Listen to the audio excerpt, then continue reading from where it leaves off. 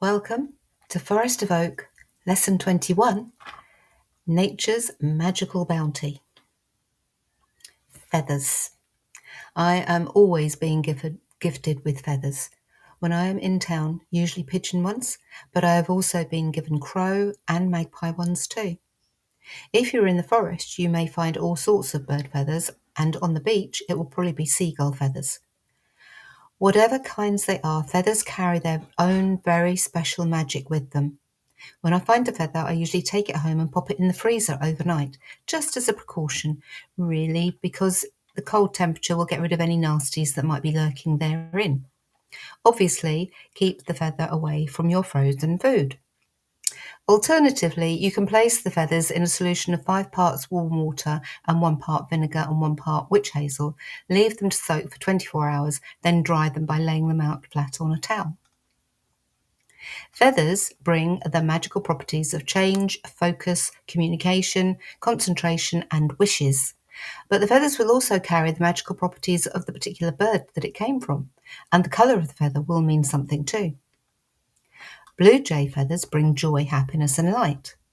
Crow feathers are excellent for wisdom, knowledge, and helping us to let go of unwanted feelings, thoughts, or negative energy. Robin feathers bring new projects, plans, and beginnings. White swan feathers hold purification, cleansing, beauty, and positive energy. And black swan feathers can be used to dispel negative energy. Hawk feathers bring the magic of the hunt. Eagle feathers hold vast amounts of energy, but also bring peace, happiness, and protection. Magpie feathers bring magic, divination skills, wisdom, and change. Pigeon feathers bring peace, love, and communication.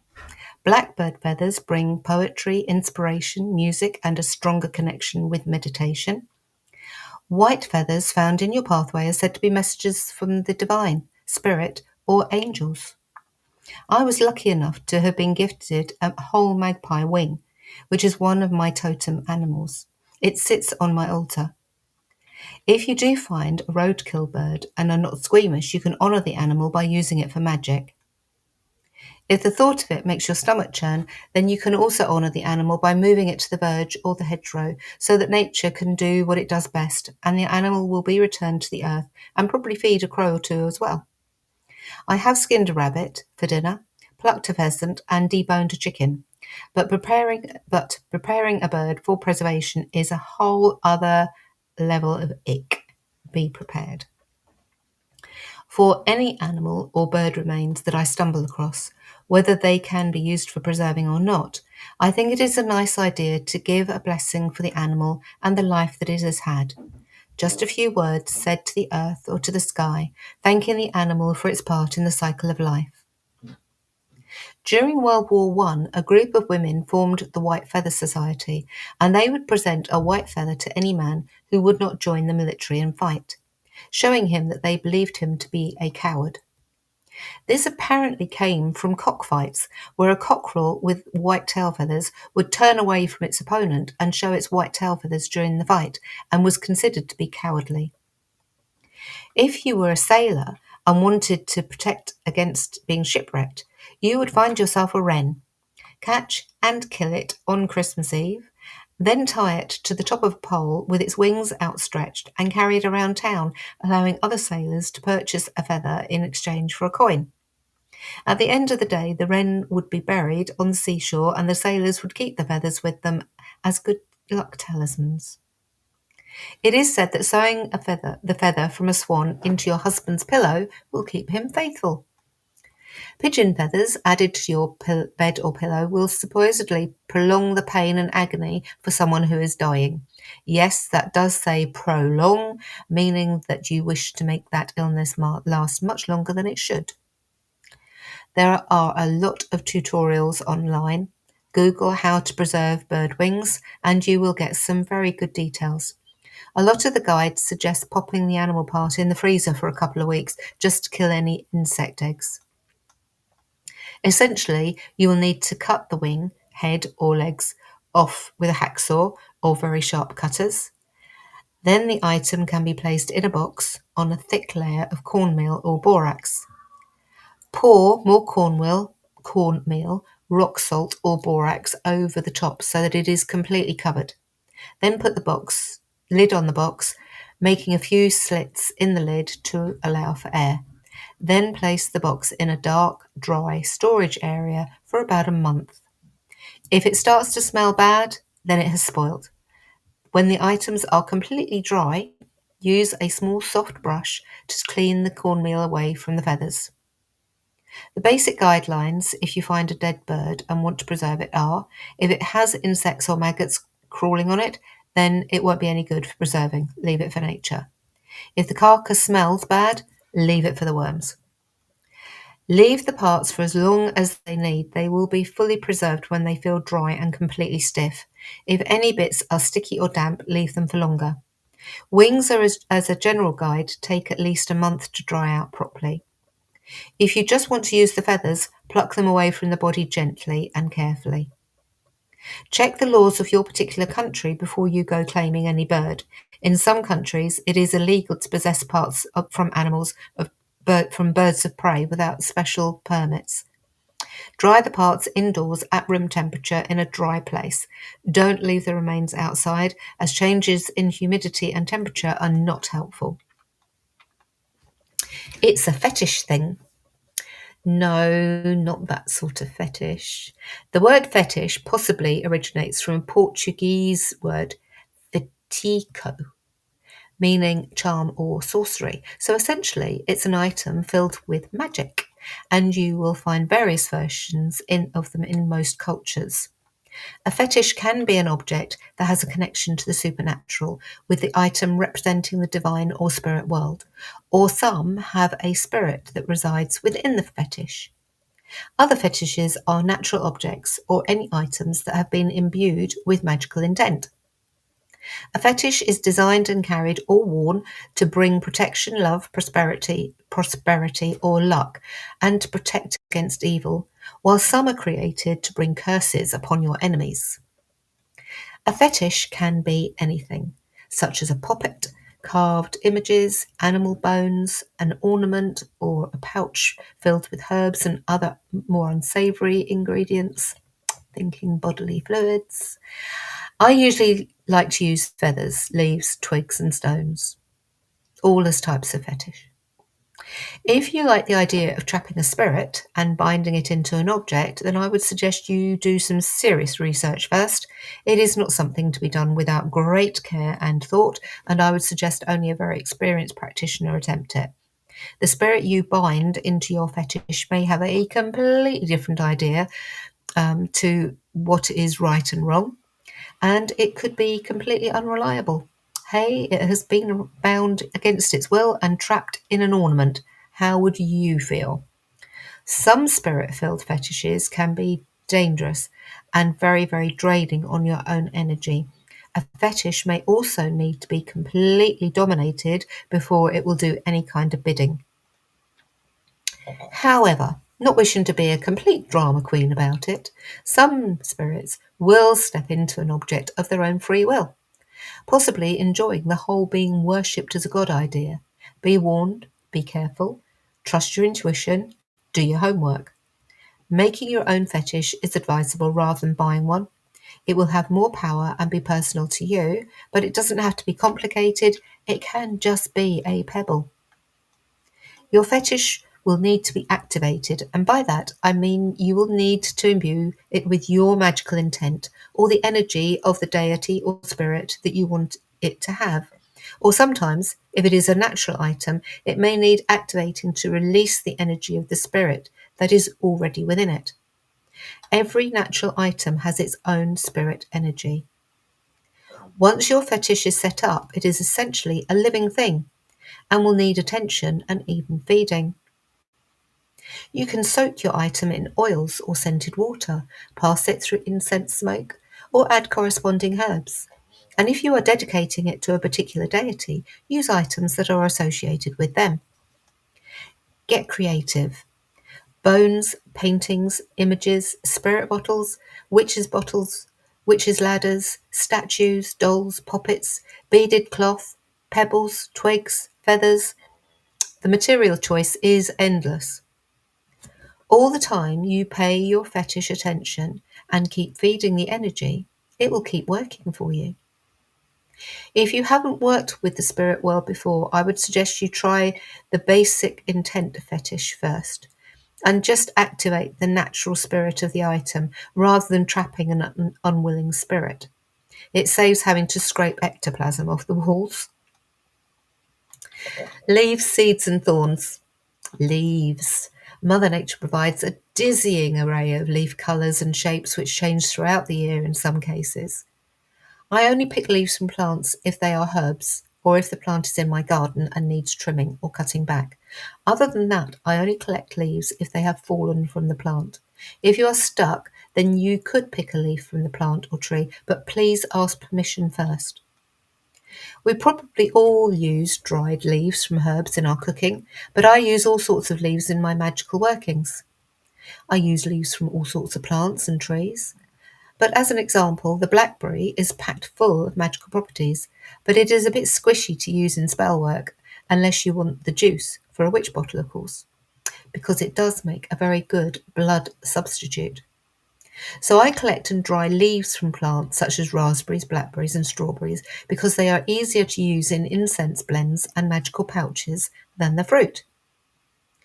If a leaf is big enough, it can be used to write wishes and petitions that can be sent away on the winds, buried in the earth, dropped into running water, or burnt in the fire. If you don't want to write on a leaf, or you are out and about and don't have a pen with you, select a leaf and hold it in both hands. Then lift it up to your face and whisper your wish into it. Fold it over and then allow the wind to take it away. Bigger leaves make excellent wrappings for charms or spells that need to be buried or burnt, adding to the magical properties of the tree or plant of your spell work. Leaves can also be melted into candles, not only to make them look pretty, but also to bring their magic. Look at a leaf. Each one has a map, the thread of veins reaching out from the stem to the ends of the leaf. And these pathways can be used as a guide for meditation, taking you on a journey. And each leaf carries the magic of the tree, and each tree has specific properties. Either ask the tree what energy it can lend you, or look up tree correspondences. There is plenty of folklore, myths, and magic linked to trees, and some that are leaf specific, such as make a circlet from fresh hazel leaves and wear to bring good luck, protection, and to grant wishes. On a Friday after midnight, in complete silence, gather together 9 holly leaves. Wrap the leaves up on a piece of white cloth using 9 knots and tie the ends together. Place this under your pillow and your dreams will come true. The oracle at Delphi was said to chew on bay laurel leaves and inhale smoke to help them receive visions. Laurel wreaths were worn for protection against the sky gods. Doctors also wore laurel leaves to protect against illness. Ancient kings wore crowns made of oak leaves as a symbol of the god that they represented on earth. Rowan leaves and berries are carried to protect against witchcraft and to keep the cows from being enchanted. Holly has a Christian connection in that it was said the leaves represented the thorns from Christ's crown and the berries his drops of blood. However, it seems that this goes further back in time when a boy was selected from the village to wear a suit of holly leaves and a girl who wore a suit of ivy. They were then paraded around the village to bring nature and fertility to the dark part of the year.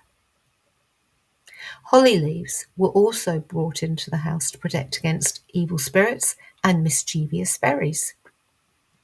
Hawthorn branches are cut for May Day, but only to decorate the outside of the house. To bring them inside was thought to bring illness and bad luck. Hawthorn leaves can be eaten and are often referred to as bread and cheese. A sprig cut from the hawthorn that grows outside St John's Church in Glastonbury is sent each year to the Queen. Burn hazel leaves for love and prosperity. Put ash leaves under your pillow to bring psychic dreams and visions.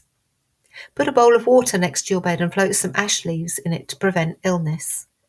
Place blackberry leaves around your home to return evil and bad luck to the person who sent it to you. It will also remove any unwanted spirits. Seeds. The offspring of plants and trees, and each one has the potential for new beginnings. If you are out and about and you find seeds on the ground, do collect one or two, but leave some for Mother Nature to do her thing. However, if there are plenty, then they can be really useful in spell work. For me, any type of seed represents new beginnings of all kinds, so they can be used in all sorts of spell work for new projects, new romance, new ideas, new outlooks. You get the idea. Some seeds that work well for magic, such as acorns. Carry an acorn with you to bring luck, prosperity, and protection. Place an acorn on the windowsill under the full moon to bring money to you. Plant an acorn under the light of a full moon to ensure luck and prosperity. Bury an acorn on the dark moon to receive a quick infusion of money. I've read in several articles that at Samhain, witches gave each other acorns as gifts, and that during the burning times, giving someone an acorn was a secret way of letting them know you were a witch. How true these suggestions are, I will leave up to you. Use acorns in magical workings for fertility, strength, power, and healing. Keeping an acorn on your windowsill will apparently protect your home from lightning. Wearing an acorn as a pendant is said to keep you looking young. If you want to know whether your relationship is with your true love or not, you will need 2 acorn caps. Name one for yourself and one for your partner. Then float the caps in a bowl of water.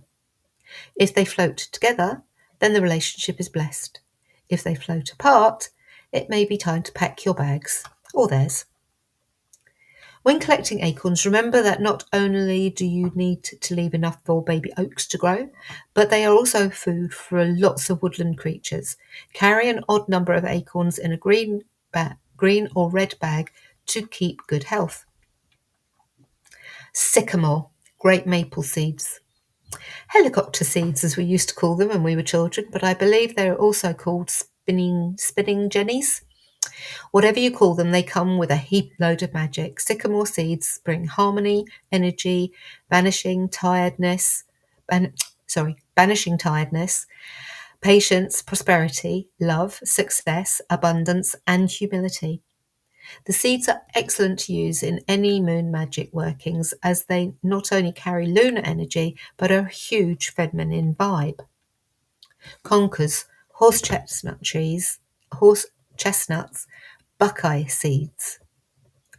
We used to play conkers in the school playground with a horse chestnut seed hung on a piece of string, trying to hit your opponent's conker. The loser was the one whose conker broke first. They are the shiny, dark brown seeds that are found inside the bright green, spiky outer shells of the horse chestnut tree. Buckeye nuts, found in the USA, and conkers, found in the UK, are both nuts from the horse chestnut tree and are incredibly similar to look at.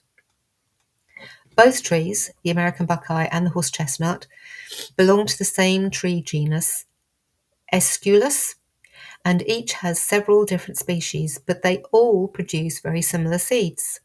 So the conker and the buckeye nut are interchangeable for magical purposes. The conker buckeye is brilliant for use in prosperity and money spells. They are often carried in the pocket of gamblers to bring good luck and fortune. Rub a conker buckeye to bring good luck. Wrap a monetary note around your conker buckeye and put it in a magical pouch to bring prosperity. To bring fertility, a gentleman must carry one in his pocket. It is said to resemble the shape of a testicle. Use conker buckeyes in magic pouches to bring fertility or to keep away evil. Use your conker buckeye oiled. Keep your conker buckeye oiled and polished to keep the magic working. Make a magic medicine pouch from green fabric and add magical herbs and a conker or buckeye. Then dress it with money drawing oil for prosperity. Carry a horse chestnut or buckeye with you to soothe and protect against arthritis. For healing, place a bowl of horse chestnuts in the person's room. Wash the chestnuts daily in spring water to improve their ability to absorb the pain and illness from the patient and dry them well. If a nut cracks or decays, throw it out and replace. Note: don't confuse the horse chestnut with sweet chestnut, as Conker's buckeyes are very toxic in their raw state. One folklore story I found states that only half the buckeye is poisonous, and that only squirrels know which half is safe in each nut. Unless you're a squirrel, don't eat them. Sweet chestnuts. The sweet chestnut tree is Castanea from the Fagiaceae family, and also produces dark brown skinned seeds wrapped in spiky green cases similar to those of the horse chestnut, but they are smaller in size and grow in clusters. They are also edible and rather scrummy roasted. Sweet chestnuts can be used in magical workings for fertility, much as the horse chestnuts are. Keep sweet chestnuts in the house and also eat them to increase abundance. Use sweet chestnuts in magical workings for energy, justice, success, grounding and centering, and to increase your intuition. Dandelion seeds. Now, we all know what a dandelion seed looks like, the pretty feathery seeds that float around on a summer breeze. I like to collect some of the seeds and keep them to use for wishes and wish spell workings. Don't collect all the seeds though, leave some to germinate because dandelions are a great source of pollen for bees. Pop a dandelion seed into a witch bottle or magic pouch when creating a wishing spell. If you have a full seed head, blow the seeds completely to make your wish come true. If you want to send a message to someone, think about who and what, then blow the seeds to send the message to them. Think about your relationship with your partner, blow the seed head. If you blow all the seeds off in one breath, then your relationship is good. If some seeds remain, you may have to do some work. Hazelnut, cobnuts. The hazelnut, sometimes known as cobnut, comes from trees in the genus Corylus. We are possibly more familiar with these nuts in a mixed bag at Yule time, but you can find hazel trees in the woodlands. Use hazelnuts in magical workings for wisdom, divination, healing, and creative inspiration. Hang strings of hazelnuts in your home to attract the fairy. To get to the bottom of an issue, crack a hazelnut and then meditate with it. The nutshell breaking symbolizes cracking the situation open. The hazelnut is also vaguely heart-shaped, so it can be used in love magic. The nutshell also symbolizes the womb with the baby nut inside, which is where the fertility magic association comes from. Catkins. Collect catkins from the hazel tree and wrap them in red ribbon or fabric. Charge with the intent of strengthening your relationship with a loved one. Burn the bundle in the fire. Rose hips. Rose hips are the fruit of the rose bush, but then that isn't a big surprise, is it? If the rose blossoms are left on the plant and allowed to drop their petals, they will form a seed pod that is known as the rose hip. As children, we would pick rose hips and split them open to get the fibrous hairs from inside because it made an excellent itching powder. However, it does have other more magical uses. The rose is associated with the planet Venus and the element of water, so it makes sense that they can be used in any love, friendship, or peace workings. Add rose hips to potpourri to bring peace and love to your house. Drop rose hips into a ritual bath or add to medicine pouches and charm bags. You can also pop them in incense blends. With the element of water present, rose hips can be used in cleansing rituals or baths and can be added to witches' bottles or medicine pouches to bring healing. If you feel the need to draw love into your life, you can work a rose hip love spell. String rose hips with a needle and thread to create a necklace.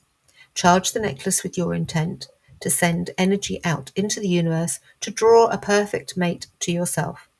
Don't be specific, as the universe usually knows what is best for you, often better than you do yourself. Wear or carry your necklace with you when you go out.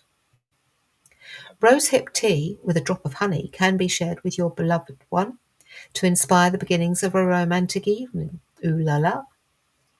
Place rose hips around your home to bring harmony and peace, especially if there have been recent arguments. It will clear the air. Tuck them into drawers and cupboards or onto windowsills and the top of door frames. Thorns. Lots of plants have thorns on them. Roses, brambles, and blackthorn spring to mind. And these thorns can be used for magic. Think about what a thorn does. They offer protection for the plant. They guard it against predators, and they are sharp and defensive. They can pierce, they can cut, and they can draw blood. Folklore says that blackthorn thorns were always used to curse. But folklore says a lot of things that we have since twisted around to our advantage. But if that is the choice you make, thorns, any type, are very good for cursing and hexing spell work. Rose thorns work especially well in affairs of a broken heart.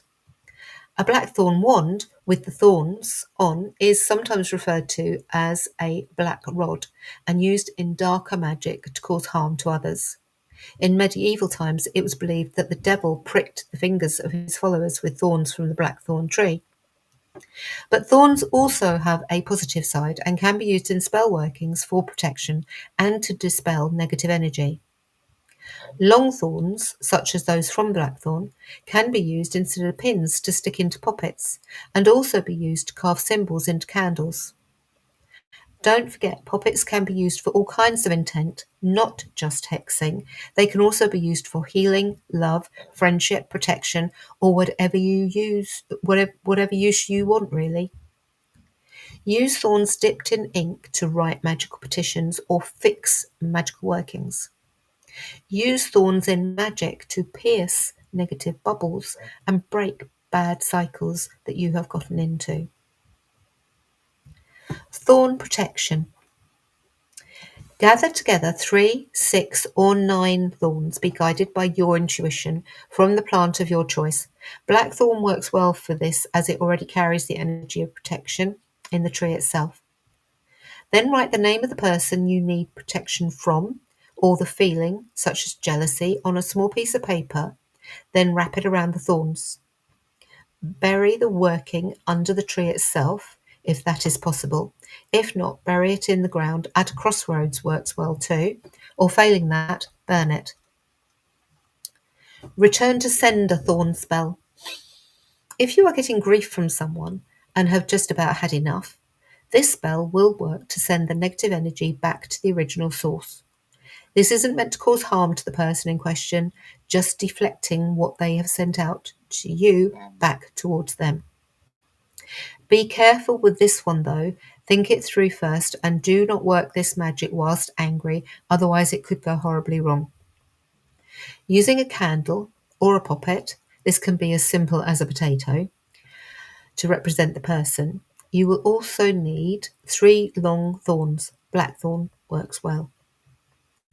Push each thorn into the poppet or candle, one at the top, one in the heart position, and one in the middle, the head, heart, stomach. Light the candle and then visualize a protective barrier around yourself that looks like mirrors. See the negative energy and ill wishes reflecting back to the person that sent them. You might like to create a chant to say as well. Allow the candle to burn completely, and when it is done, visualize cutting yourself off from the person. Remove all ties and connections. Bury the leftover candle stub. Thorn healing. You can work a similar poppet or candle spell as above, but use it for healing. Stick the thorn into the poppet or candle in the position on the body that the person needs healing. So, for instance, if the person has a headache, you stick the thorn in the top of the candle or the head of the poppet. Visualize healing energy coming from Mother Earth and the universe and being directed through the point of the thorn into the body. Stones and shells. Stones. You can find stones anywhere. It might be in the hedgerow, the forest, a field, on the seashore, or in your garden. If you are really stuck, then you can buy them in a bag at Home Depot stores. Stones carry a huge amount of earth energy with them, and they have all sorts of uses. If you are lucky enough to live by the sea or a river, you may even find hagstones, sometimes called holy stones, hex stones, or fairy stones.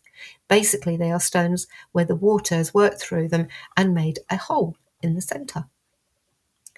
In folklore, hagstones were often used to ward against curses, nightmares, evil spirits, and of course, witches. They can also be used to look through, to see into other worlds, realms, and to see fairies.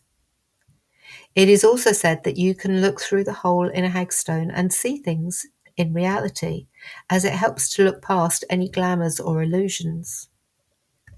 These stones were used to keep away the evil hag spirit that would bring nightmares, and so the stones were hung in bedrooms and placed on windowsills.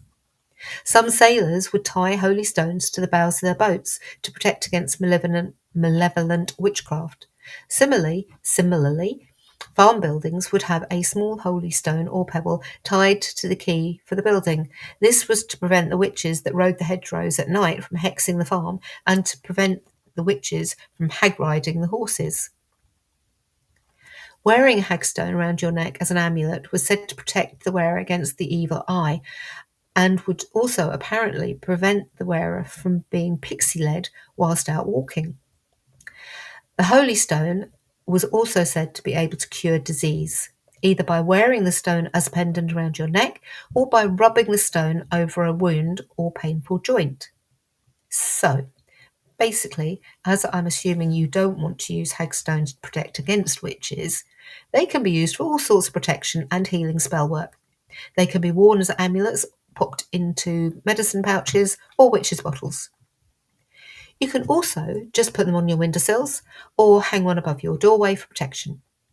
If you are looking for a bit of fertility, they are also good to hang over your bed to help facilitate pregnancy. If you happen to find several hagstones, they can be strung on a piece of string, each one spaced apart and knotted below. This adds to the power of the stone, bringing knot magic into play as well.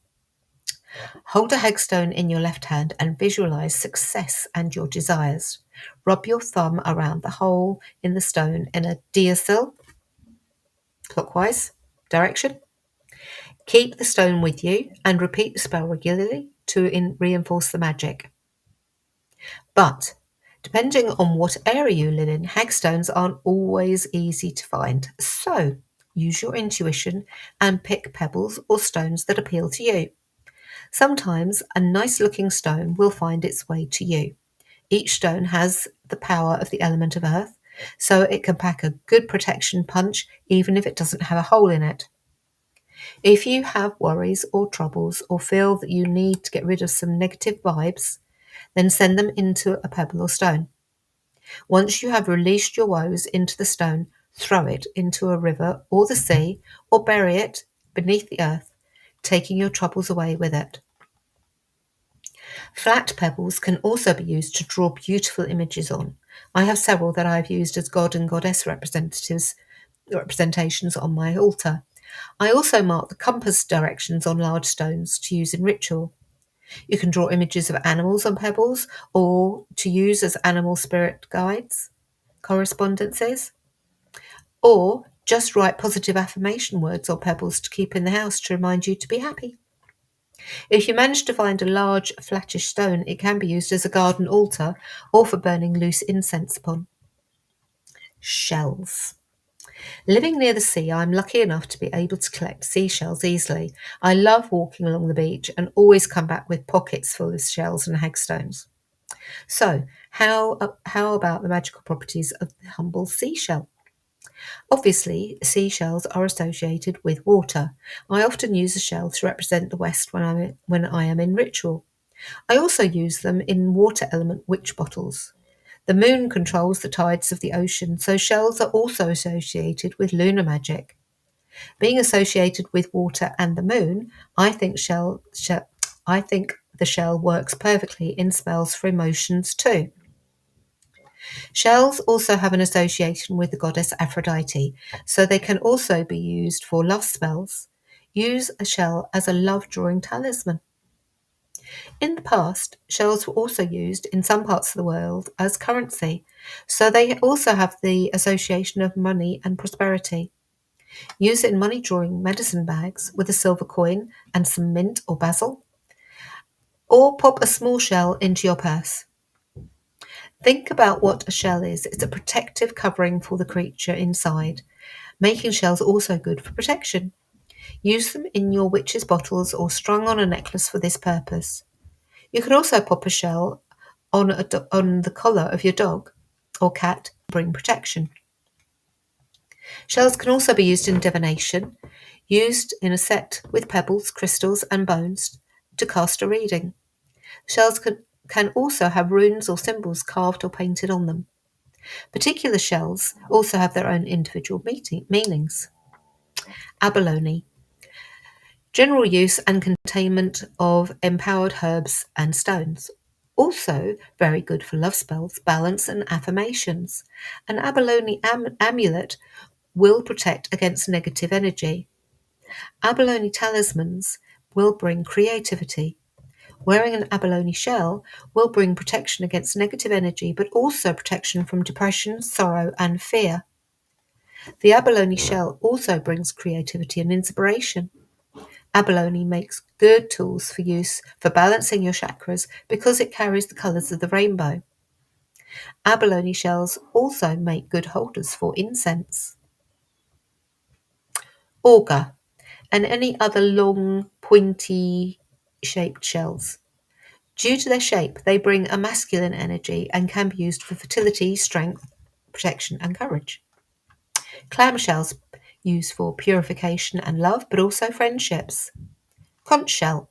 This shell is used to make a loud noise when blown, so it works well for summoning spells, communication, and clearing away confusion. It is also a symbol of truthful speech and strength and love. Cockles. Love, friendship, relationships, and emotions. Cone shells. Time to take charge and lead by example with this shell, but it may also indicate a situation where you need to retreat or take cover. Cowrie shell. Prosperity, money, love, and fertility.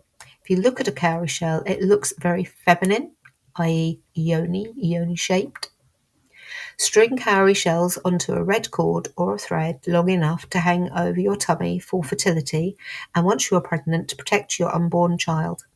Make a necklace from charged cowrie shells to wear for general protection. Whelks. Dramatic positive change and getting a grip on the situation, also useful for decision and direction spell work. Limpets. Courage, confidence, endurance, and strength. Scallops. A good all-purpose shell, but also for travel and movement. Oysters. Good fortune, love, passion, but also for banishing spell work. Sand dollars. Echinoids. Wisdom and knowledge. Moon snails, lunar magic, psychic abilities, purification, and peace.